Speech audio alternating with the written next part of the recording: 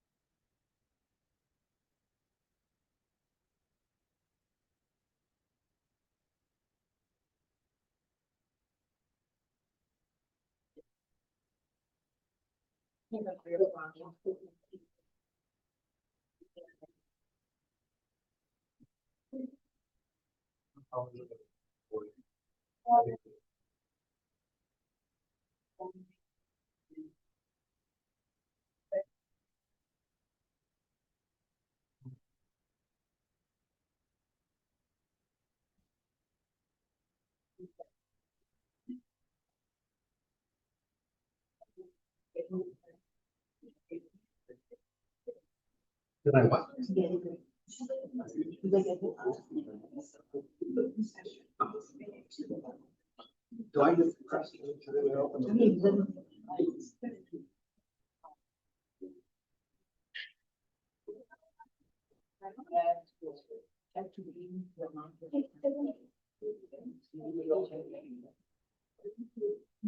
Yeah, I check my blood pressure every day. Before.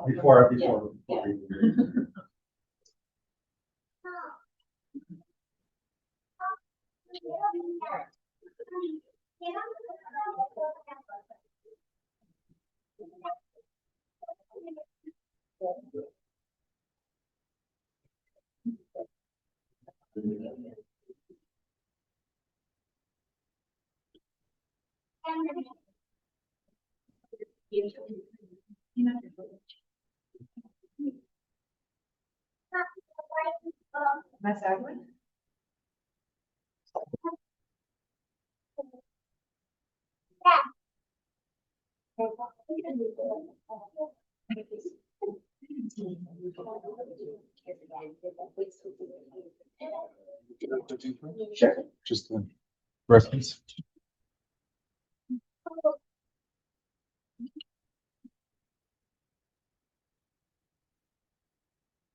Test. Good afternoon, everyone. Thank you so much for joining us in this session of the Women Bring the Water. We're basically going to have Andrea Everett here show us and share with us how Women Bring the Water, according to the title. So Andrea, or Andy Everett, is from Isleta del Sur Pueblo, and resides within the Pueblo with her family. She's an active participant in ceremonial and cultural dances of her community. Andrea holds a bachelor's degree in environmental science with a geoscience concentration and a master's in environmental science with a graduate certificate in geographic information science and technology. Her thesis work focused on examining future climate scenarios and how these climate changes will further impact the Native American community of Isleta del Sur Pueblos, Tihuas, culture continuity, and access to riparian ecosystems services along the Rio Grande River. Andrea's passion lies in the use of GIS, which is Geographic Information Systems, and she is the owner of Matriarch Projection LLC, which she uses to assist organizations, tribes, schools, and federal and state agencies, businesses to harness the power of GIS, and drove services to meet the needs of their communities and businesses. We'll go ahead and hand it over to Andy, and she'll walk us through how women bring the water. Welcome, thank you. Makimam Harimba, Tataiki Ham Sherki, Tateham, Andrea, Everett, Shiri, Tuhu, Tehwem. Good afternoon, everyone. My name's Andrea Everett. Y'all can call me Andy. Andy from Toy Story. It's easy to remember me. I'm from the Pueblo of Isla del Sur, and I'm also recently we've incorporated a nonprofit. We named Tiwa Women's Circle, a Tai'u Floran Hurini group, and we just recently got our 501c3, and we're managing an acre of land and 2 big houses and integrating traditional and some modern techniques. It's not always feasible to do everything by hand in this modern day. We don't have the help of our communities like we used to. But I'm going to kind of talk about the importance of women in our communities and the importance of rematriation in our communities because of, colonization and patriarchy that still lives within our communities and just in our greater society. There is an effort to really regain our roles in our communities, and I'm kind of going to talk about that. I know in my bio it said about my research and stuff. I'm not really going to speak about that, but if you want any other information about that, I'm happy to share it with you later. So, and I'm going to try and come like this because I'm vertically challenged, and if I stand behind here, you won't be able to see. So as the title says, can you hear me? Am I talking into the mic right? Like I kind of go in and out. Like the title says, the women bring the water, braiding water and memory through rematriation. Not last year, in 2024, June of 2024, I wrote an article for Border Lore, an online publication from the Southwest Folklife Alliance, which is out of Arizona University. And I talked about my relationship with the river and, just the love and care that the river needs and what's happening to our relative. So this is a quote from that article, and it says, "When I think and dream about the river, I see the foundation of their strength and what they have provided for our people for centuries, how they cared for us when we arrived here in the Paso Norte region in 1680, and how our ancestors went to the banks and asked for help and permission to make this land their new home. And the river doesn't look like that anymore, especially where I live." And I heard there's some events tomorrow going on at the Rio Bosque, and I think that's great because that's one place, at least in the lower valley of El Paso, that you're able to see what the river looked like when my relatives came here after the Pueblo Revolt in 1680. And so I'm going to start off kind of with a foundation. I keep saying kind of. With a video with the foundation. This is a video of a exhibit that me, my mom, and my daughter participated in. It was an Amanecer exhibition that was at the El Paso History Museum last year, actually at the end of 2024. And just to kind of set the foundation of what's happening to the river and how we feel and how colonization is ongoing and has never stopped. Is the sound okay for the videos? Okay.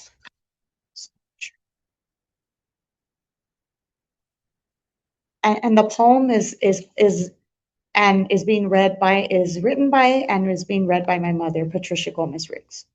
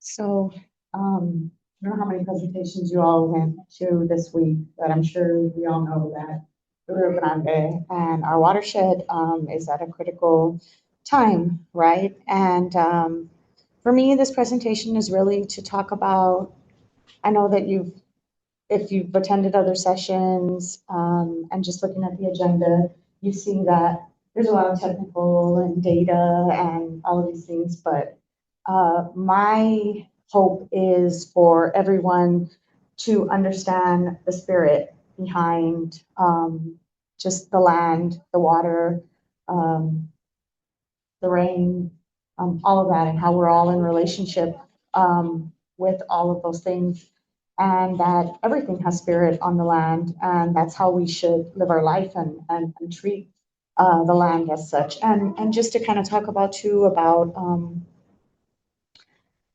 the healing that's come from us coming together as women of the Pueblo and working the land and connecting with the spirit of the land and how healing that has been for us as well. So yes, I'm going to give a definition of water to water people. Maybe it's not the same definition that other people had, but so we know water's formless, it's shapeless, it becomes whatever it enters. Water can flow or it can crash. Water's power is not in its rigidity, but its responsiveness, right? And all of these, I don't know if the presentation is going to be given, but if the link is provided for this, all of these maps, if you're clicking on any of those streams and stuff, you'll get data on there. This is part of the Living Atlas from ArcGIS, so there is data behind this. Just wanted to mention that. This as well for watershed data. Water to us represents patience and coordination and visibility. It does not smash rocks, it finds cracks and makes its way through. And it can still be very powerful just by finding cracks, right? The Grand Canyon is a perfect example of that. But water does more. It braids, it extends, it holds memory, and it has spirit. Um, and half of the year here, we are disconnected from that, more than half of the year, really. We're disconnected from that spirit. We're disconnected from the offerings that our Pueblo and other indigenous relatives up north send into the river. We're disconnected from all of that. And that has dire consequences to our communities and to the land and to our non-human kin. So when the water flows down from the north, we are reminded of La Culebra, or the water spirit. In other pueblos, they call the water spirit Avanyu. But La Culebra is a deity of rain and lightning from the river and from other water sources. And La Culebra is ever present. I was at another presentation this morning, and Dr. Mayer, that many of you may know, Alex Mayer, he was doing a presentation, and he has done this wonderful georeferencing data of different years of how the river has meandered, and he overlays them on top of each other, right? And all I could think about was how there is that this serpent, this spirit, meandered on the land, and how we chopped it up, you know? And it kind of struck me, um, and how we interact with each other, how sometimes, not only in my community but in other communities in the region, we don't talk about the things that are wrong in our communities. I said in a presentation earlier that we I can be somewhat of an agitator in my own community, and that's okay. um, we need agitators in our community to wake up, right? To wake other people up, and so that when harm is being done, then we're able to rectify that, and we're able to repair. And so, because of not being able to speak about things, and from the disconnection, the deliberate disconnection of the people from the lands, it's caused harm in our community. It has disconnected us from spirit, our relationships with the land, the wind, um, plants, animal kin. It's deeply scarred us and wounded us. And those are things that we need to talk about, no matter how uncomfortable they are.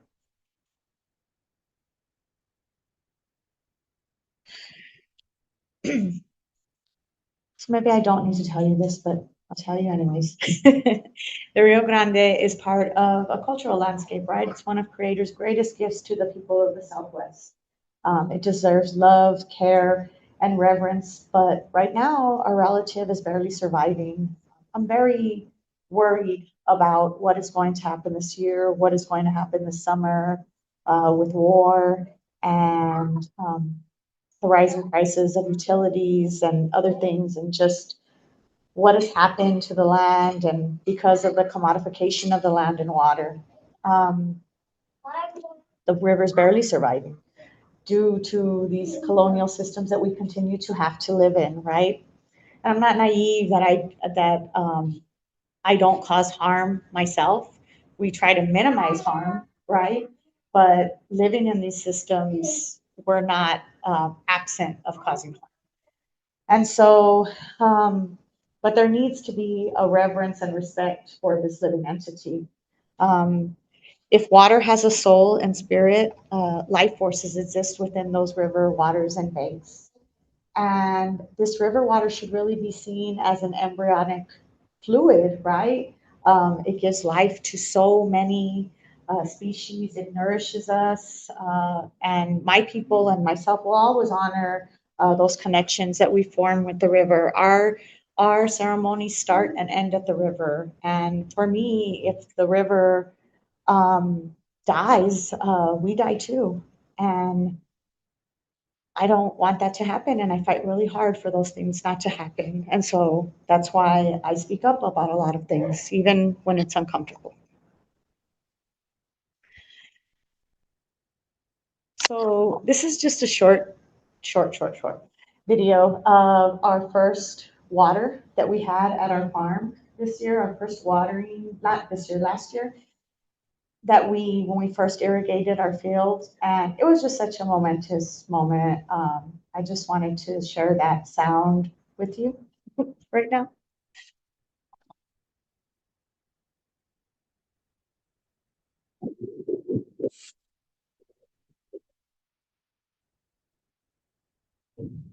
Because even just the sound of water and being close to the presence of water can be so healing, right?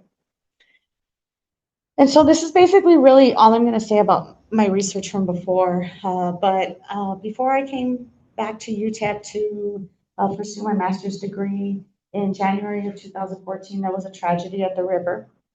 And that became the foundation of my thesis, which was a good thing to come out of that tragedy. There's different entities that manage the river, and and the International Boundary and Water Commission mowed a sacred area where we go and have our ceremonies, and they blame the Mexican side, blame the American side blame the Mexican side, and really, in the end, it didn't matter because the harm was done, right? And so that's where the idea for my thesis came, which is entitled Impacts of Environmental Changes to the Middle Rio Grande Landscape on Isleta del Sur Pueblo's Cultural and Ceremonial Sustainability. And really our cultural continuity, how do we continue having our ceremonies and keeping those things going, because our ceremonies are not just for us as Pueblo people or for our community or even just our individual families. Those dances are physical forms of prayer, and they are for the whole world, not just for us. And so there was failed communication in 2014. And in the name of efficiency, the authorities began to cut back sacred trees and plants so that the water could flow faster. And also for border security issues, so that migrants crossing didn't have a place to hide. And now these areas along the river are just so desolate and empty and void of life, right? You still see parts of life always, life, I think, always comes back and always lives, but it's not in the way that it used to be, especially when I was a child. I hope that changes, though. I do have hope, and I have faith, and I have devotion to these things. So I'm not without faith of change. So for us, in order to be in relationship with the river as just a individual or a family, we have to travel up north to New Mexico. Where we live, where we farm, where my community is, the border wall is there, and there's no other way to get in unless we coordinate with tribal police, and tribal police coordinates with CBP, and then they open the wall for us. And that's how I was able to get a lot of my data points when I was doing my research, and just waiting for that 27-foot wall to open up, and realizing that, you know, a lot of times people tell us as Native people, like, oh, get over it, it happened a long time. That's not true at all. It's everyday occurrence. Colonialism is an everyday occurrence. And so that really was eye-opening of just how strong these colonial systems are still within our communities and all around us.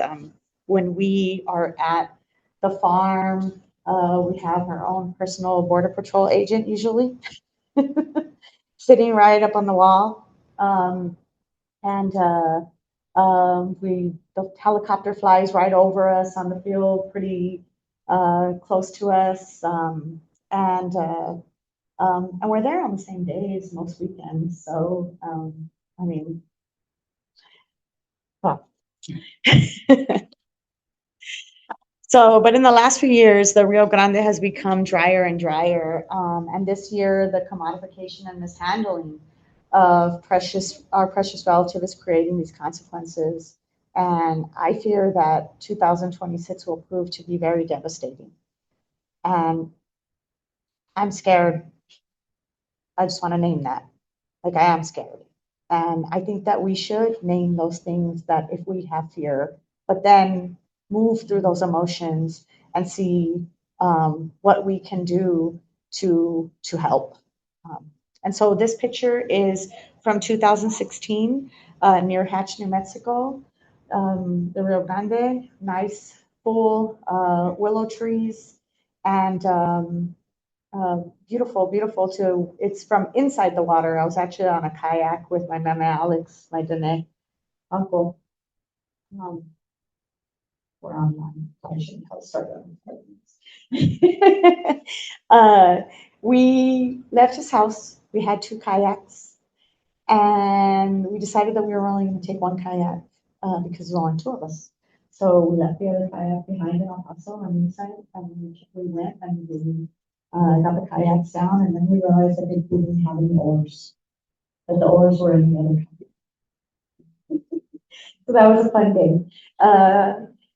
After several hours in the river,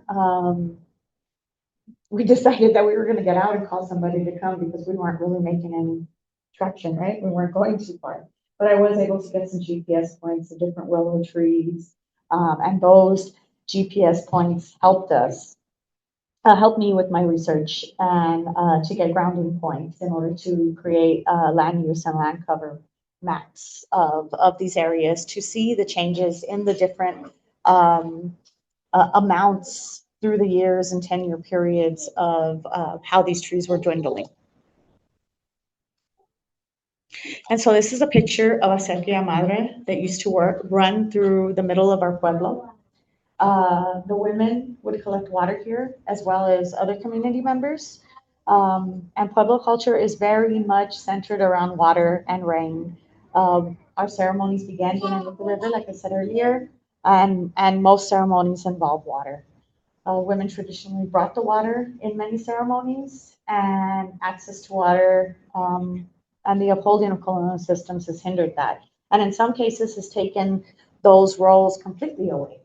And that's part of the work that we're doing now with the women is to bring back those roles and take those roles back because it's very important because we have a very important place in our communities and that's the medicine that our communities need.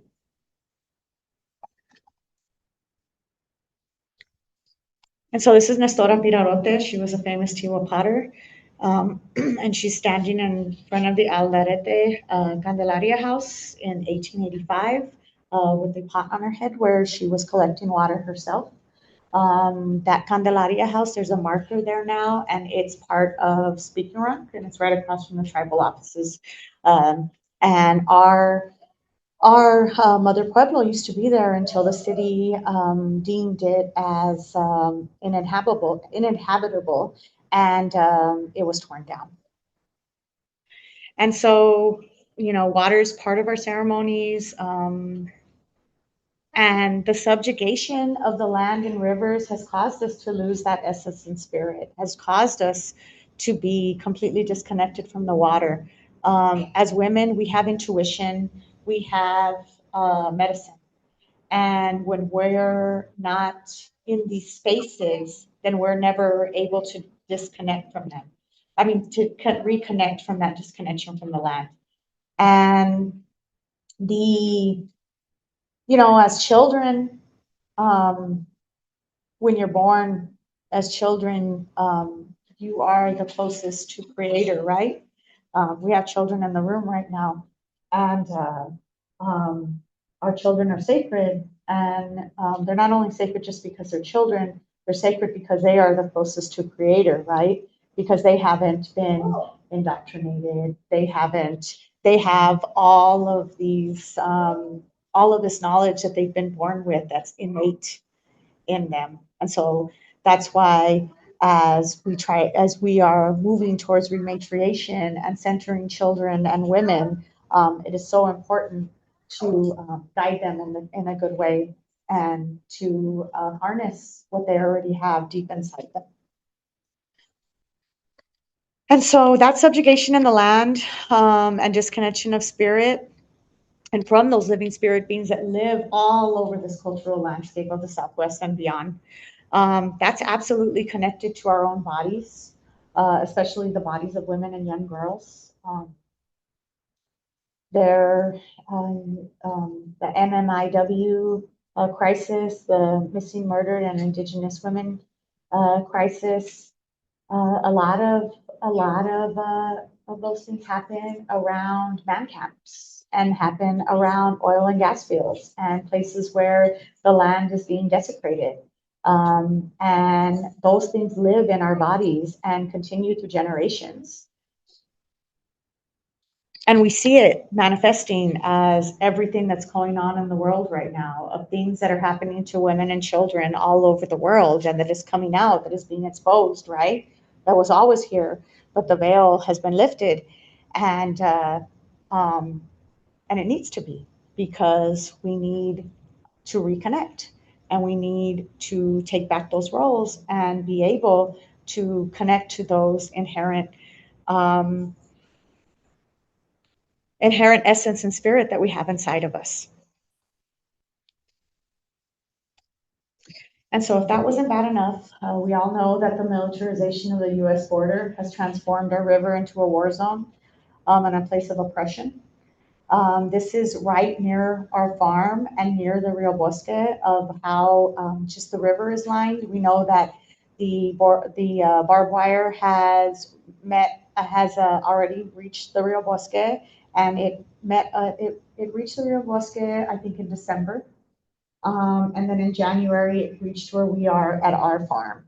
And, seasonal depression is real. And I laugh, but yeah, I had a hard time in December when the barbed wire reached the Rio Bosque.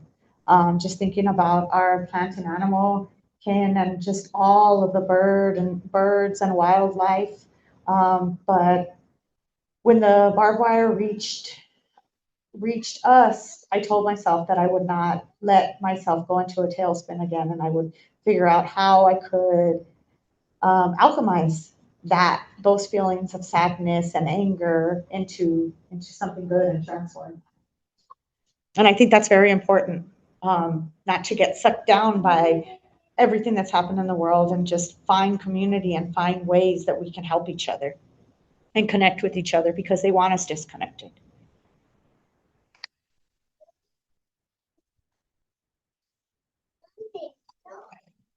So I kind of already talked about this, about Border Patrol opening the gate and for us to cross through, and just how settler colonialism still perpetuates our life and our capacity to survive.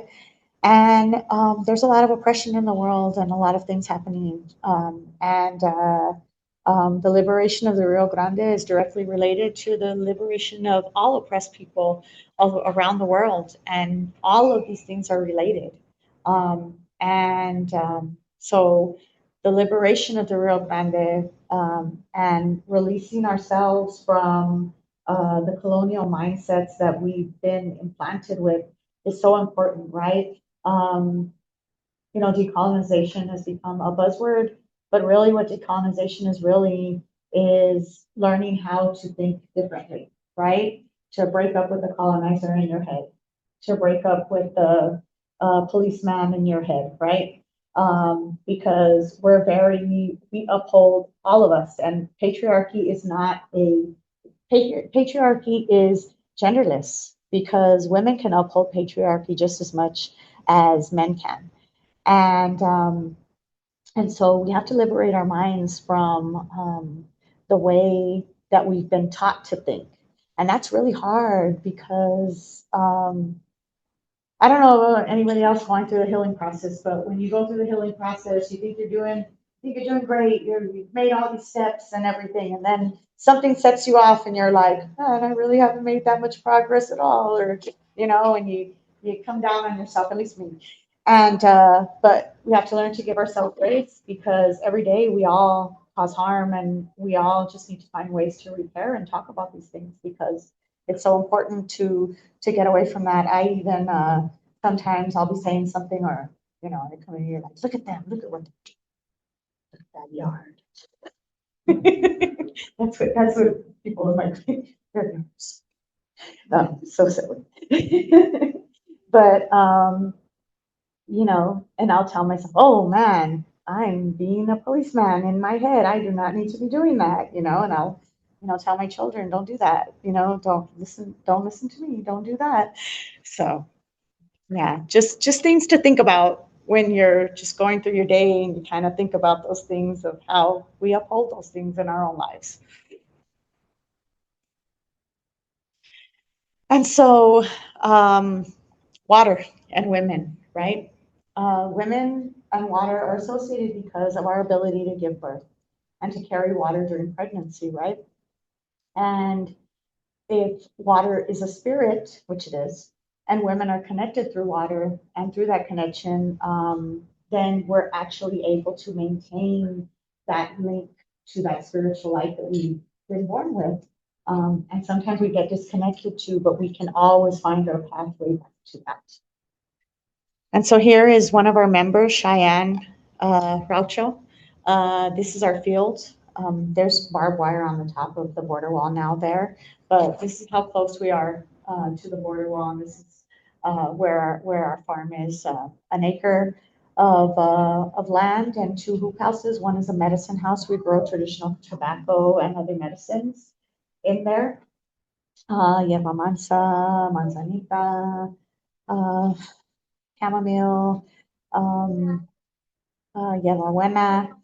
We grow tomatoes in another hoop house, the Corn Mother's hoop house, and then we grow corn, chiles, squash, beans, amaranth. I really love growing amaranth because if anybody knows the story of amaranth, amaranth was destroyed in indigenous communities because it was so revered. And to have seeds still for amaranth and to grow those seeds of amaranth along this colonial reminder right by us is such a sense of resistance and really has kept me going. And Cheyenne is a chef, among many other things. She's the most multifaceted, talented woman. I'm so lucky to be around such talented women and work with them every day. And she has a relationship with amaranth. And she cooks with amaranth, and she makes the most delicious sunflower and amaranth cookies you've ever had. So maybe one day you'll have some. We'll be at the spring market for the cultural center at the first weekend of May. And so, the colonization of the land wasn't possible without the colonization of our minds. Both are inherently tied to the subjugation of the body, especially of the feminine and our most vulnerable, our children, right? This is a picture of the Rio Grande Gorge in New Mexico, close to Taos.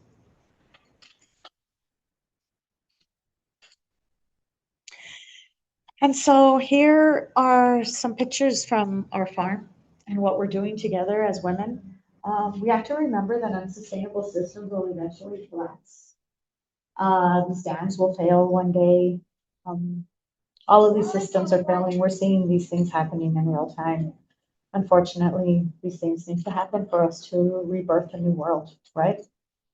And so how do we build those relationships with the land, water, and ourselves, right? Because we really, a part of our work of rematriation and working with women is caring for each other.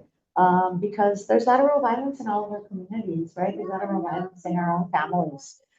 We take on the roles of the colonizers a lot.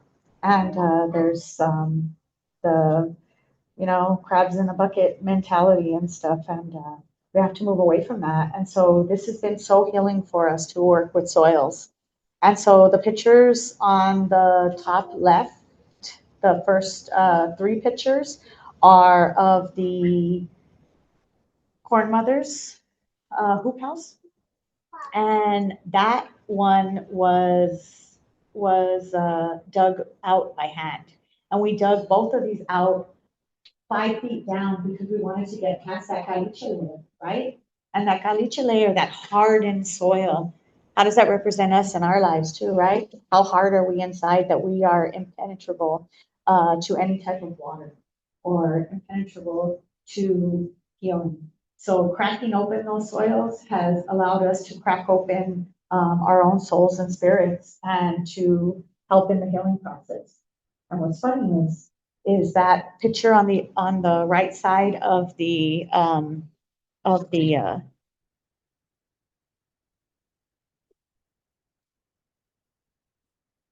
this one right here.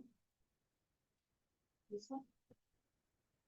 That one, we got a hold of some equipment, and so we dug that down with machinery. How funny that the one that we dug down by hand was the one that literally produced for us because the land recognized our efforts and work. And so during the winter, we've done a lot more work on the medicine house. And because it was only like allowing plants to grow in certain corners where it was a little less broken up, and we did some more hand work. We have some methods that we've been using that have been working for us. I won't go into detail, but so now we're doing that. So the land recognizes you and recognizes your work and recognizes when you put that spirit and soul into it. And that's a perfect example of that. And so we retrofitted these as well. Those when our tomato plants were barely starting to grow, well, that we had transplanted them because they were all started off as seedlings in January. We planted all of these trays and we overplanted, and we said that, oh, well, let's overplant because a lot of them will die. None of them died.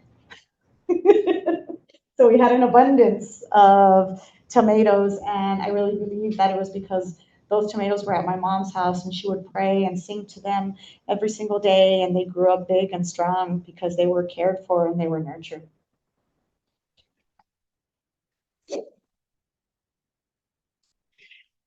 The little girl in the pink shirt is my daughter when she was about 4. She's 13 now. She hardly comes out of her room and can't get her to go outside. but it's just a phase, I tell myself. So for us as Indigenous people, you know, who are still practicing cultural ceremonies, speaking our language, living a life rooted in indigeneity, the land is not a liquid source of wealth. The land is the most fundamental relationship that we have, right? The Western mindset would say that the land is a basic resource. I don't like that word. It's very one-sided, right? We need reciprocity with the land, with the water, with the plants, with the plantitas, all of them. And they are participating in a rite of passage, I would say, playing in the canals and getting wet in the canals. And I'm glad that they've been able to have that experience. And so colonizers intentionally disconnect us from the spirit beings that are all around us. For example, at Waco Tanks, I've been a guide there about 15 years. And at Waco Tanks and the deities on the rock surface, they serve as points not only of directionality aligned with the earth cycles, celestial patterns, phases, ancestral teachings, but they're really a blueprint and maps to a way back to our souls and spirits, right? That right there, is anybody familiar with that deity? Right? It's a Aztec deity of rain and thunder. And so it shows just how far people traveled and traded, because that is how is that at Waco Tanks, right? And there's jaguars there and other petroglyphs from, you know, down from very far south. And so we have to listen, we have to watch, we have to observe, just like our ancestors did. They were geniuses. I love to say that everywhere that I go. My ancestors were geniuses. They weren't primitive people. They knew the cycles of the earth. They knew to precision points, and even without writing anything, they knew this from the observation, from just straight observation, right? And so this is a design that a friend of mine, Zeke Benya, who's an artist from the El Paso, Las Cruces area, did for us for actually for I think a World Waterway maybe panel that we did. I don't know if it was for that or for an EPCC one. They were kind of, there was so many workshops going on at the height of COVID. It's hard to keep track. But the water, the land, and all of our kin serve as repositories of wisdom. They can contain intricate instructions coded in ancestral knowledge conveyed through geography, celestial alignment, ceremony, and living spirit beings. And everything on this land has spirit and life. And if we think like that, if we change the way that we think about everything that we see, then it's a much better way to live and move through this earth. So for us, as we move forward, and hopefully all of you too, it's really important for us to support one another, to rebuild our communities, to rematriate the land. And women and youth really need to be leading the way towards liberation. And I think that's why there's so much going on in the world where there's trying to more forms of subjugation of women. So because women are realizing and connecting to their power, right? And we are much more powerful than we've ever been told in this colonial society. And we need to recognize that. And so we have to create and restore indigenous and cultural networks and ecosystems that embody the ancestor strengths, respect our mutual relatives, align with the divine design of the universe, and follow the original instructions of the ancestors. So this time really requires women and rematriation. And it's not to say that we are leaving men behind or anything like that. It's really just centering children, right? And our most vulnerable of our population. I think there's like memes out there and different things that kind of talk about like how wolves operate, right? Even how whales and elephants, they follow the matriarchs, right? We're humans, elephants, whales all go through menopause, and that's because they need the grandmas, right? They need the grandmas to teach. They need the grandmas to pass on all of that knowledge. And so that's really needed right now. And so, yeah, though that's what's going to guide us for our way forward. We have to learn how to work together and not be in competition with each other. Value community over individualism, and restore those balance with our communities and our bodies. Because as we heal the land, we heal ourselves. And so that's just a little blurb on who we are and what we do and what we're trying to do and our goals. And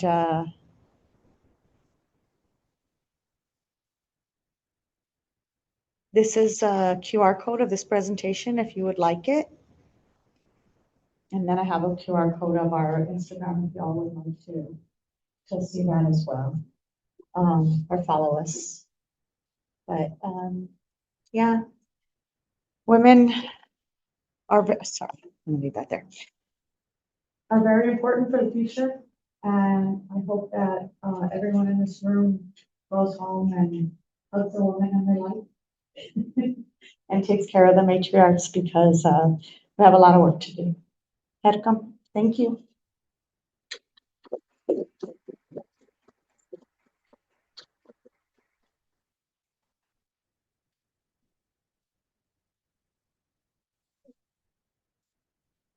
So, we're gonna pass around the microphone if someone wants to ask something or questions or comments. You mentioned about non-using machinery and breaking ground. Mhm. A little bit of personal experience. I've tried to do some yard work in my house, and it's incredibly hard. My plan was to go down 2.5 feet. It's near impossible to do that. So my hat is off to doing that. Do you, or could you share the techniques that you use to actually do manual labor and break the harder ground? Mhm. We have used a little bit of, machinery to help do that, but it's still, very hard manual work. So we, purchased an auger, like a manual auger, and, we dug holes. Like, if we have the space here, I would dig about a hole every 2 feet, right? Into spaces. And then what we did is we layered up and we were creating those little environments within the hole. So we go down at least 3 feet a lot of times. Do you live closer to the mountain? No, No? it's actually recent development. So there's like a lot of remnants of construction. There's a lot of remnants of big rocks. So it Yeah. just makes it more complicated. Yeah. It helps compact. Oh, yeah. And it has a lot of clay. Yeah. So when you try to soften it up with water, you're kind of fighting against it even worse. So yeah. Yeah. So what we've been doing is we've been working with the land. So we make all of these holes and then we put manure, mulch, gypsum, because the gypsum helps kind of work that up. And we're creating these small little eco environments everywhere. And then the worms come in and they start traveling out and they're building the soil. And so after a season, it'll continue to get better and better.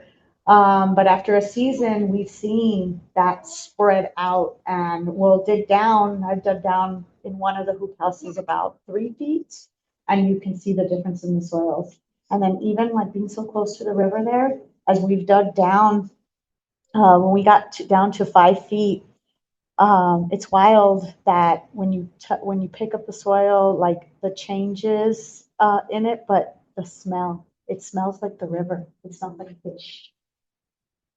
That was really interesting. So.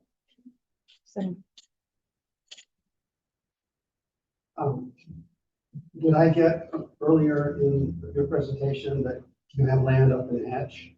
No, we were just on the river. You were on the river. Oh, I was wondering, were you members of the irrigation district? We're just basically like any other, what they call a user for the irrigation district. Yeah. So we have to pay for our irrigation water just like everybody else. And also even for our ceremonies, yeah, we have to pay for it. Yeah, I was kind of wondering what is the indigenous relationship with the irrigation district, since it's political, economic. I would love for the front look. I would love to publish soon.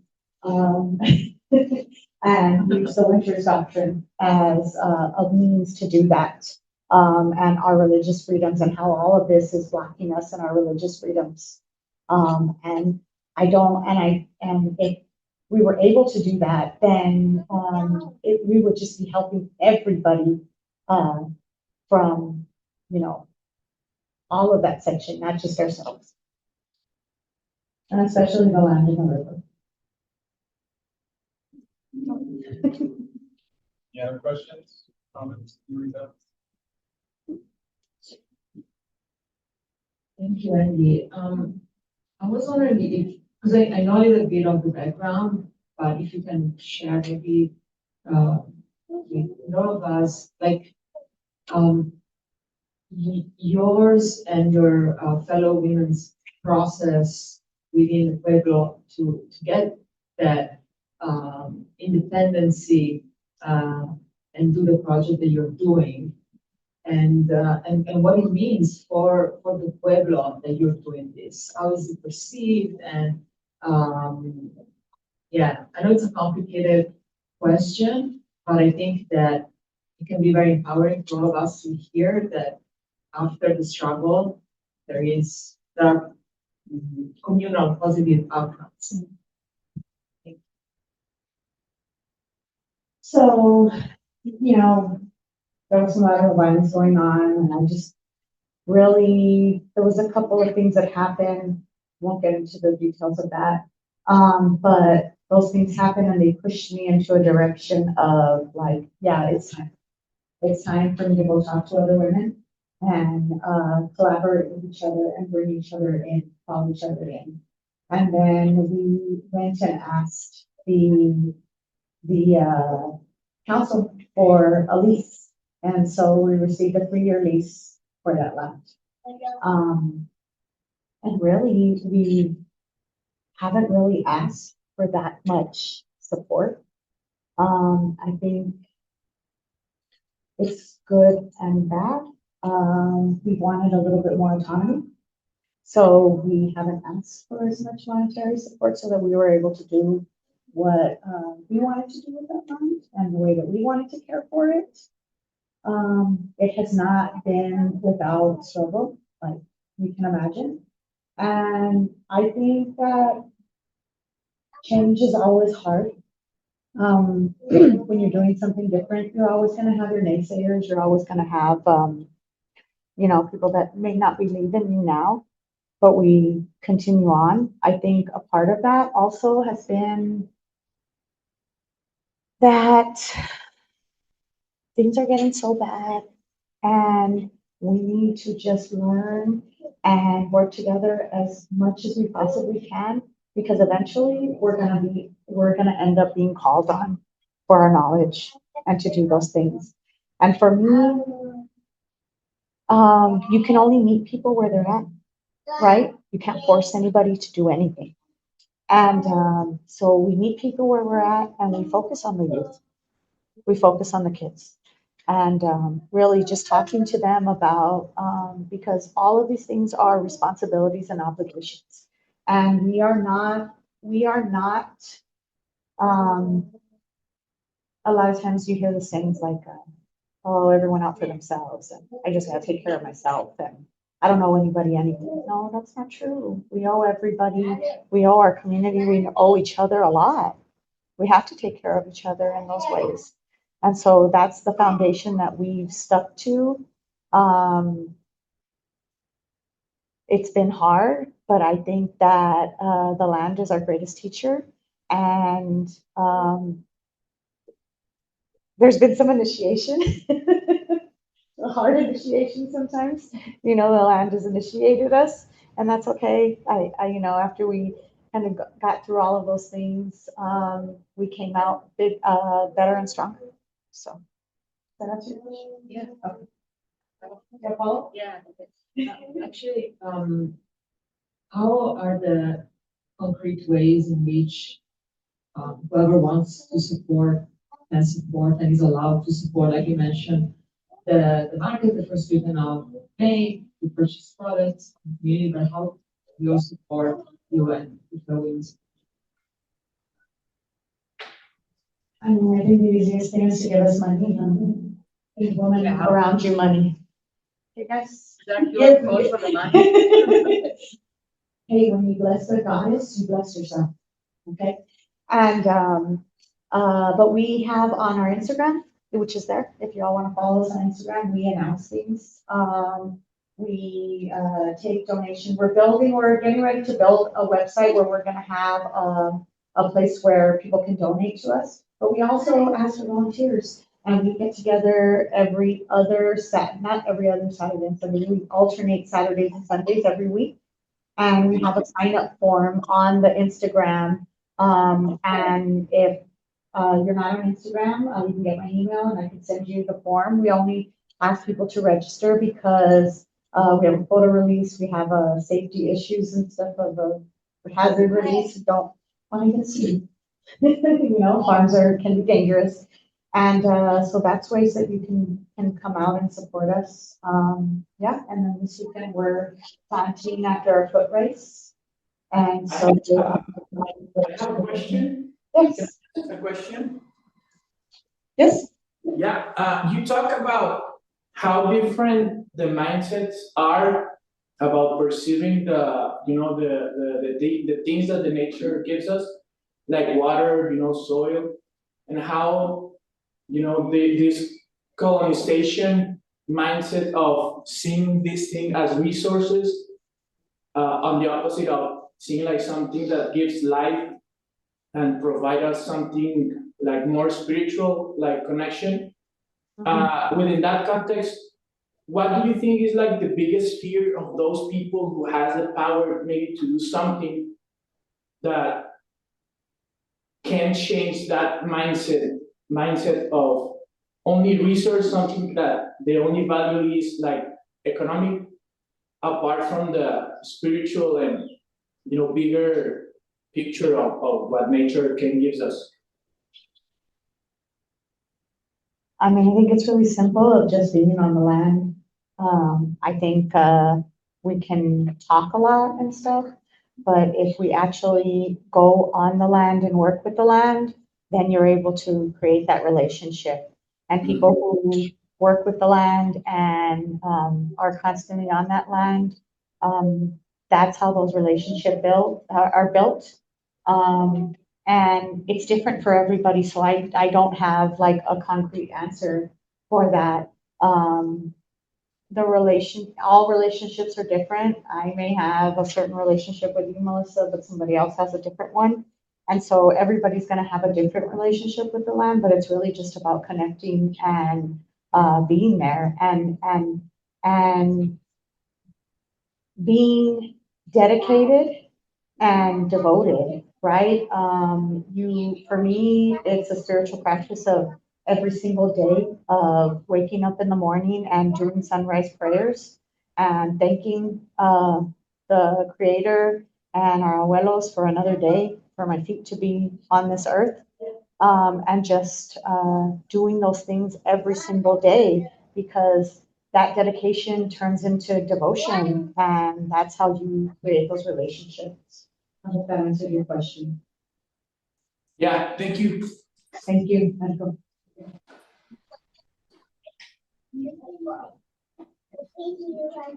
Okay, well, thank you. Thank you so much.